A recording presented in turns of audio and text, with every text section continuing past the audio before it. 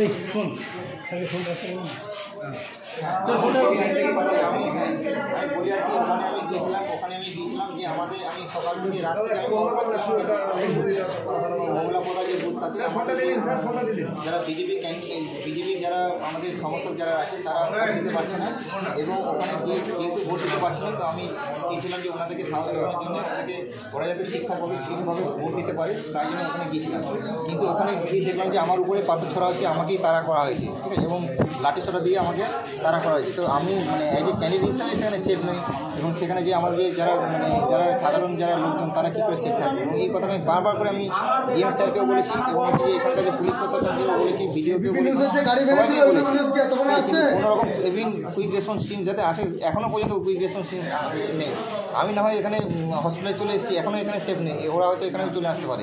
কিন্তু তার থেকে বড় কথা হচ্ছে যে ওখানকার যারা ভোটার যারা রয়েছে ওরা সেফ আছে কিনা আমি এখনও মানে খুব চিন্তায় রয়েছি ওদেরকে নিয়ে।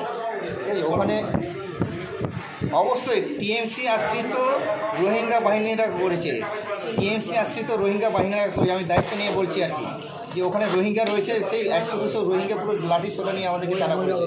আপনারা নিজেরাও দেখুন যে কীভাবে আমাদের মিডিয়ারও কিছু গাড়ি ভেঙেছে, হ্যাঁ, পুলিশেরও কিছু গাড়ি ভেঙেছে, আমাদেরও কিছু মানে পুলিশ মানে আমাদের সিএসএফের গাড়িতে ছিল, সেই গাড়িটাও ভেঙেছে আর কি, আমাদেরও গাড়ির কাজ ভেঙেছে। অসুস্থ আছে, আমার জেলা সমিতির মাধ্যমে আমরা নির্বাচন কমিশনে আমরা এই অভিযোগটা জানাচ্ছি। একদম একদম একদম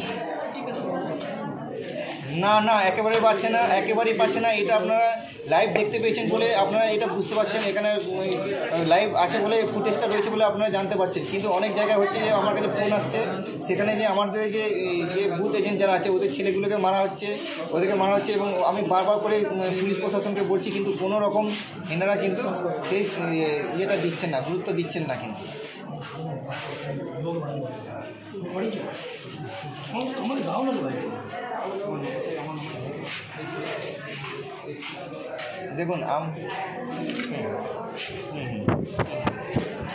দেখুন মানুষ যাকে পছন্দ করবে, দেখুন মানুষ যাকে পছন্দ করবে তাকে ভোট দেবে, হ্যাঁ।